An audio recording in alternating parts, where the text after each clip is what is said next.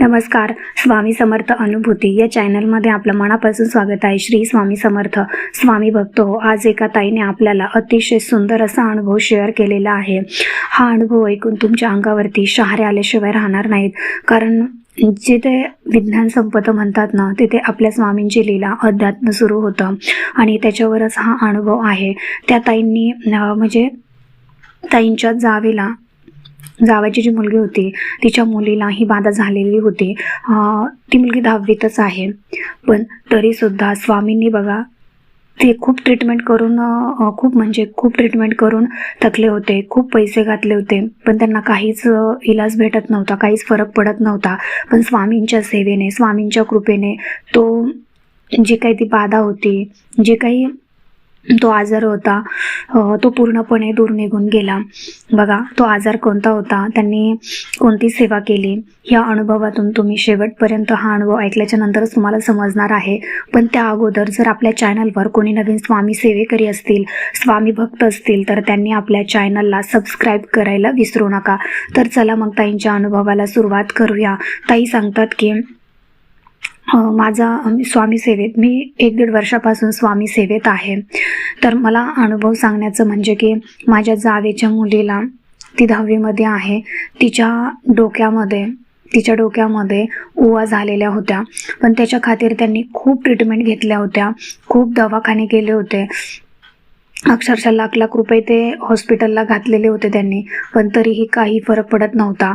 डॉक्टरांनी सांगितलं होतं की आमचे प्रयत्न संपलेत, आता तुम्ही तुमच्या पद्धतीने प्रयत्न करा, आम्ही काहीच करू शकत नाही. तर डॉक्टरांनी असं म्हटल्याबरोबर त्या ताई अर्थातच स्वामी सेवेत होत्या. मग त्यांच्या जावेने त्या ताईंना सांगितलं की आता काय करू, असं तर सांगितलंय, आणि एवढी लहान वयातली मुलगी जिला म्हणजे अजून शिक्षणाचं वय आहे, काहीच समजत नाहीये, किंवा समजत नाही म्हणजे तिचं शिकण्याचं शिक्षण आहे, लग्न आहे, म्हणजे भरपूर काही फ्युचर आहे तिला, आणि एवढ्या कमी वयामध्ये आम्ही तिला कसं काय गमावू. तर आणि ती अक्षरशः त्या डोक्यात म्हणजे तिचं लक्ष त्या अभ्यासात म्हणा किंवा शाळेमध्ये लागतच नव्हतं. सतत ती डोकं खाजवत राहायची, किंवा असं झोपलं तर झोपूनच राहायचे. असं तिला म्हणजे इतकं विचित्रासारखी वागायची ना ती, तिला त्रास पण तितकाच होत होता, आणि तो त्रास आई वडिलांना तो बघवत नव्हता. तर त्या ताई म्हणल्या की तुम्हाला जर खरंच असं वाटतंय ना की या मुलीचा आजार आता पूर्णपणे बरा व्हावा, आणि तुम्ही खरोखरच जर पूर्ण प्रयत्न करून थकले असाल, तर तुम्ही एक काम करा, तुम्ही स्वामींच्या सेवेला सुरुवात करा. मग त्या ताई बोलल्या की स्वामींची सेवा म्हणजे नेमकं काय करायचं बरं. तर त्या ताई ज्या स्वामी सेवेत ताई होत्या त्या बोलल्या की तुम्ही एक काम करा की तुम्ही आता स्वामींची सेवा करताय ना, तर तुम्ही घरामध्ये मांसाहार करायचा नाही, पूर्णपणे मांसाहार बंद करा, किंवा मद्यपान, धूम्रपान काय असेल ते सगळं बंद करा, आणि फक्त स्वामींची सेवा करा, आणि संकल्प सोडा की माझ्या मुलीचं हे सगळं काही राहू द्या, मग मी अक्कलकोटला येईल म्हणून.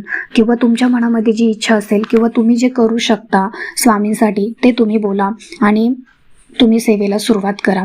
आणि सेवा काय करायची, तर पहिले तुम्ही तारक मंत्र म्हणा.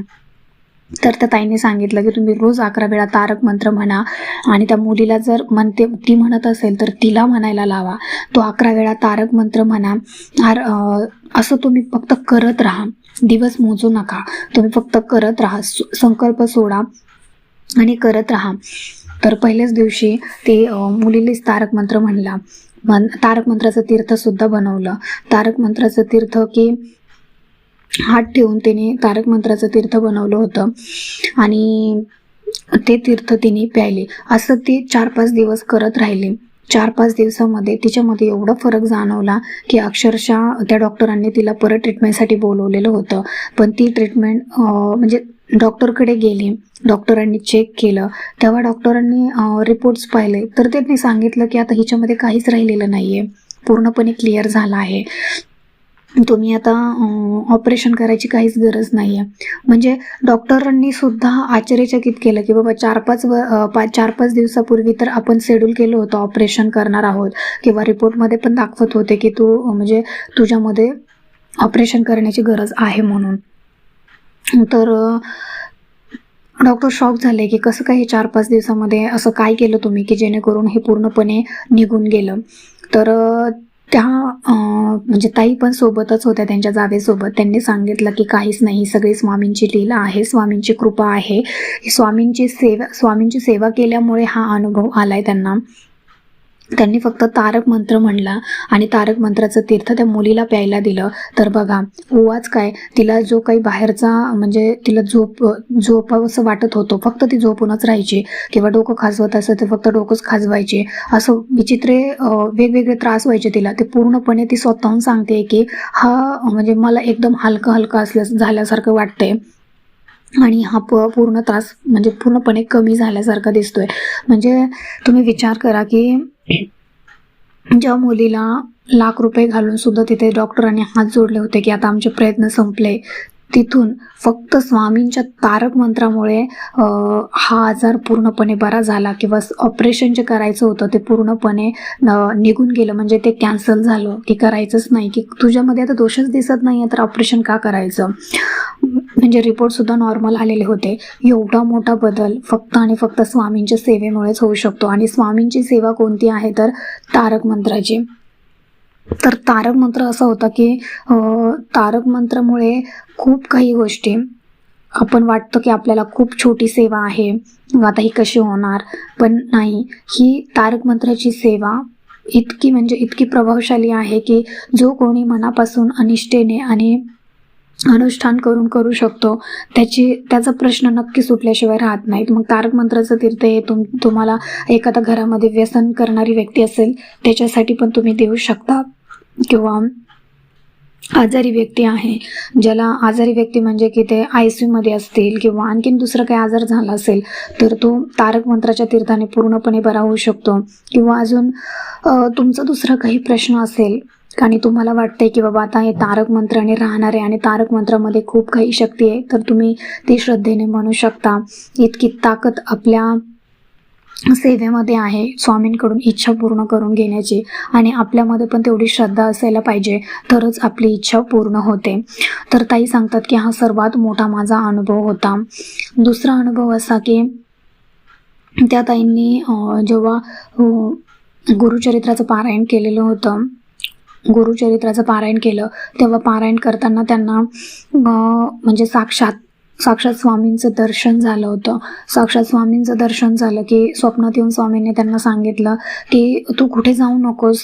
म्हणजे त्यांचे जे घरगुती प्रॉब्लेम होते किंवा त्या जावेच्या मुलीच्या बाबतीमध्येच जो काही प्रॉब्लेम होता, जी काही आजारी पडलेली होती तिच्या बाबतीमध्येच ह्या ताई स्वामी भक्त असल्यामुळे स्वामींनी त्यांना संकेत दिला की तू कुठे जाऊ नकोस, तू तिथे स्थिर राहा आणि माझी सेवा करत राहा. असं म्हणल्याबरोबर त्या ताईने सांगितलं की तुला कुठेही जायची, त्यांच्या जावेला त्यांनी सांगितलं की तुला कुठेही जायची गरज नाही आहे, तुझा सगळा आजार बरोबर होणार आहे आणि हे फक्त स्वामींच्या सेवेमुळेच होणार आहे. त्याच्यामुळे तू लाखो रुपये जरी घातले, करोडो रुपये जरी घातले ना बाहेर हॉस्पिटलला, तरी तुला रिझल्ट येणार नाही आणि काही फरक पडणार नाही. त्याच्यामुळे तू वेळ आणि पैसा घालू नकोस, तू फक्त आणि फक्त स्वामींची सेवा कर. बघ त्यातून तुला काहीतरी मार्ग मिळणार तर आहेच, पण तुझी इच्छा सुद्धा पूर्ण होणार आहे. असं म्हणल्याबरोबर स्वामींनी त्यांना पूर्णपणे त्याला म्हणजे इतकं त्या ताईंना बरं वाटलं ना की खरंच आपल्या पाठीशी स्वामी आहेत आणि आपल्याबरोबर कुठलंही संकट आलं किंवा कुठलीही परिस्थिती आली तरी आपण घाबरून न जाता स्वामींच्या सेवेमध्ये आपलं मन रमवलं पाहिजे. मग त्या दिवसापासून त्या ताईंचा स्वामींवरती इतका विश्वास वाढला, इतका विश्वास बसला की अक्षरशः त्या ताई सांगतात की मला स्वामी काय आहेत ना, किंवा खरंच स्वामी आहेत का हे मला त्या दिवशी समजलं. आणि त्या दिवसापासून माझ्या आयुष्यामध्ये खूप चांगली प्रगती घडत गेली आणि मी जसजशी म्हणजे काम करत गेले तसं स्वामींनी मला खूप चांगल्या प्रकारे भक्कम साथ दिली. स्वामी माझ्या प्रत्येक पावलोपावली सोबत असतात आणि स्वामींमुळेच आज मी इतक्या चांगल्या पदावर म्हणा किंवा चांगल्या म्हणजे खूप समाधानी, शांती आहे, समाधानी आहे आणि खरंच मनातून खूप आनंदी आहे की स्वामी माझ्या सोबत आहेत. सगळ्यात मोठं कारण म्हणजे की एक ब्रह्मांड नायकाचा हात आपल्या डोक्यावर असणं. खरंच खूप म्हणजे खूप मोठी गोष्ट आहे. या गोष्टीमुळे आपण आयुष्यामध्ये कसलीही परिस्थिती असू द्या, कसलंही संकट असू द्या, त्या संकटाला तोंड देण्याची ताकद आपल्यामध्ये असते आणि ही ताकद फक्त स्वामी सेवेमुळे येते. तर ह्या ताईंचा अनुभव खरंच खूप सुंदर होता, भयानक होता, अंगावर शहारे आणणारा होता. कारण अनुभव जरी तुम्हाला फक्त छोटा दिसत असेल, पण त्याच्यामागे त्यांनी खूप काही प्रयत्न केलेले होते आणि ते प्रयत्न करून त्या प्रयत्नांना स्वामींनी, त्या सेवेला स्वामींनी मेवा दिलेला आहे, फळ दिलेलं आहे चांगलं. आणि खरंच स्वामींची कृपा, स्वामींची लीला अगाध म्हणावी लागेल. तर ह्या ताईंचा अनुभव तुम्हाला कसा वाटला मला कमेंट करून नक्की सांगा. आवडला असेल तर आपल्या चॅनलला लाईक, शेअर आणि सबस्क्राईब करायला विसरू नका.